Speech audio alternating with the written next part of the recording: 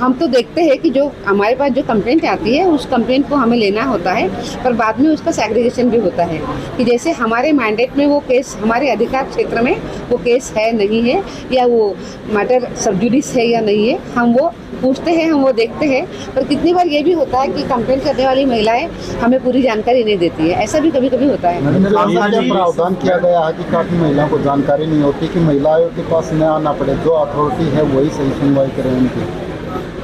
हाँ, तो मैंने जैसे पहले कहा कि ज़िले में भी महिलाओं को राहत देने के लिए हमारे पास अनेक व्यवस्था है। अगर उनको बहुत तकलीफ है तो वो तुरंत पुलिस के पास पहुंच सकती है। उसी के साथ साथ हर एक डिस्ट्रिक्ट में डिस्ट्रिक्ट लीगल अथॉरिटी होती है जो उन महिलाओं को मदद दे सकती है। इसके अलावा डोमेस्टिक वायलेंस एक्ट के अनुसार हर ज़िले में प्रोटेक्शन ऑफिसर का प्रावधान है। कुछ जगह पे प्रोटेक्शन ऑफिसर की नियुक्ति हो गई है, पर जहाँ पे नियुक्ति नहीं वहाँ पे चार्ज तो दिया गया है। तो प्रोटेक्शन ऑफिसर भी महिलाओं के लिए काम करते हैं जो वो डोमेस्टिक वायलेंस एक्ट के अनुसार बने हुए हैं। कई मामले ऐसे आए होंगे कि वहीं पर अगर सुनवाई हो जाती तो महिला आयोग के पास उसको नहीं आना पड़ता, तो उसमें क्या कार्रवाई की जाती है? ऐसा है कि सुनवाई तो जैसे मैंने कहा कि पुलिस अपने एक हद तक सुनवाई उनकी करती है, पर उसके बाद अगर ज़रूरत पड़ती है तो डालसा जो डिस्ट्रिक्ट लीगल अथॉरिटी है वो भी उनको मदद करती है। उसके बाद अगर वो स्टेट वुमेन कमीशन में जाना चाहती है तो वहाँ पे भी वो जा सकती है और वो राष्ट्रीय महिला आयोग के पास भी जा सकती है। मैडम, कामकाजी महिलाएं जो है वो कार्यस्थल पर यौन शोषण के मामले उत्तरोत्तर बढ़ते हैं। इस तरह के मामले जो है उनसे निपटने के लिए आयोग की क्या रणनीति है? सबसे पहले बात तो ये है कि सेक्सुअल हैरेसमेंट एट वर्कप्लेस का जो कानून है, इस कानून में ही इंटरनल कमेटी का और लोकल कमेटी का प्रावधान है।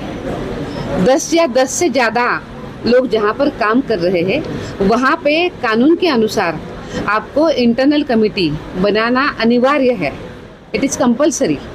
तो एक तो वही कमेटी है जिस कमेटी को उसी क्षेत्र के न्यायिक अधिकार भी होते हैं, और उस कमेटी ने जो निर्णय किया है, जो जांच करी है, वो जांच में जो निष्कर्ष आते हैं उसको निष्कर्ष को लेते हुए उन्होंने जो सुझाव और उन्होंने जो बताया गया है, जो भी कार्रवाई करने के लिए कहा है, वो उस संस्था को बाध्य है, कंपलसरी है। तो इसीलिए सेक्सुअल हैरेसमेंट एट वर्कप्लेस के कानून में आईसी का गठन होना बहुत महत्वपूर्ण है। वैसे ही जो लोकल कमेटी है उस लोकल कमेटी का भी गठन होना बहुत महत्वपूर्ण है। तो सबसे पहले तो महिलाओं ने वहीं पे जाने की जरूरत है। महात्मा की जो आचार्य अनिरुद्ध है, परमानंद है, उन्होंने काफ़ी बयान दिए हैं। क्या महिला आयोग उन पर संज्ञान लेता है या शिकायत के बाद ही कुछ करता है? तो काफ़ी वो कह सकते हैं कि एक तरह से प्रचार के लिए या प्रसिद्धि के लिए ऐसे बयान दिए जा रहे हैं संत महात्माओं द्वारा। हमें उस विषय में थोड़ा सा देखने की ज़रूरत है, उन्होंने क्या कहा है वो हमें देखना पड़ेगा। मैडम, क्या नए कानूनों और पुराने कानूनों को लेकर कोई बदलाव के लिए भी आयोग कोई इस तरह की कोई उसमें तरमीम की कोई तस्दीक करेगा महिलाओं से संबंधित? राष्ट्रीय महिला आयोग जैसे महिलाओं की कंप्लेंट्स को देखता है, वैसे राष्ट्रीय महिला आयोग एक बहुत महत्वपूर्ण काम करता है कि महिलाओं की समस्या या जो उनकी अड़चनें हैं उसको देखते हुए अनेक विषयों पर राष्ट्रीय महिला आयोग रिसर्च करता है, और इस रिसर्च के साथ साथ जो निष्कर्ष आते हैं उसी को देखते हुए केंद्र सरकार को हम रिकमेंडेशन भी देते हैं। इसका काफ़ी अच्छा उपयोग सरकार करती है। कभी वो एडवाइजरी के रूप में आता है, कभी वो कानून बनाने के लिए उसका उपयोग होता है, या कभी कभी जब हम लॉ रिव्यू करते हैं, पहले जो पुराने बने हुए लॉज हैं उस लॉ रिव्यू करने के बाद थोड़ा सा उसमें बदलाव करने के लिए भी उसका उपयोग हो सकता है। अलग अलग जगह पे उसका ज़रूर उपयोग हो जाता है। मैडम, लिव इन रिलेशन के जो मामले बढ़े हैं उसके बाद क्या महिलाओं के अत्याचार बढ़े हैं? आपके सामने क्या इस प्रकार के संज्ञान के मामले आते हैं? व्यक्तिगत तौर पर इस मामले को आप कैसे देखते हैं? लिव इन रिलेशन के ऊपर सोशल रूप से आप क्या देखते हैं? व्यक्तिगत विचार बताएं। अब देखिए कि लिव इन रिलेशनशिप में जो लोग रहते हैं कुछ हद तक उनके अधिकारों को भी माना गया है, पर मैं स्वयं एक बात ज़रूर कहूँगी कि आप जो भी आपके जीवन में व्यवहार करते हैं वो आप सोच समझ के करें। उसमें आपका कितना नुकसान हो रहा है, कितनी तकलीफ हो रही है, या आगे चल के आपको किन विषयों को सामना करना पड़ सकता है, इसके बारे में आप ज़रूर सोचें।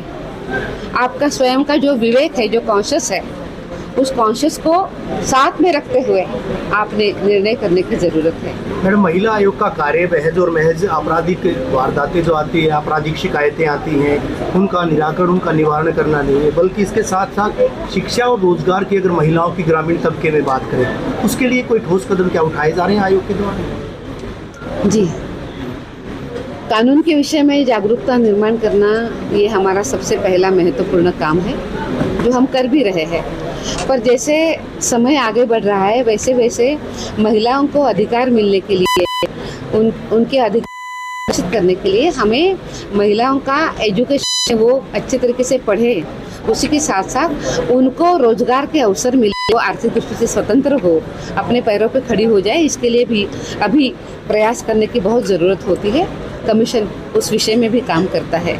कमीशन ऐसे जो महिलाओं को स्किल डेवलप करने के लिए भी हम उनका ट्रेनिंग करते हैं, उनको हम सिखाते हैं।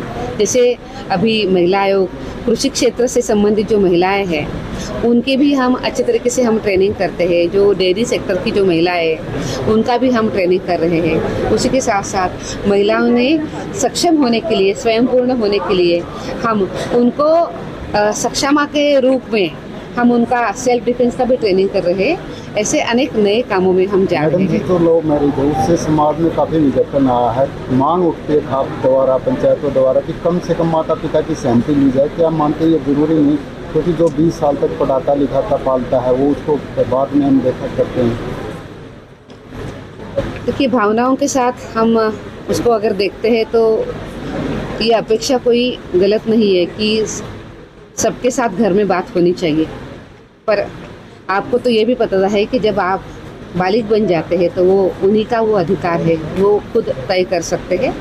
तो मुझे लगता है कि आज के जो लड़के लड़की हैं वो अपने अधिकारों का उपयोग ज़रूर करें, पर अगर अच्छे तरीके से परिवारों के साथ भी वो बात करते हैं, सबको साथ लेकर चलने का प्रयास करते हैं, तो बाद में जो घर्षण होता है, तकलीफें होती है, उससे आप बहुत दूर रह सकते हैं।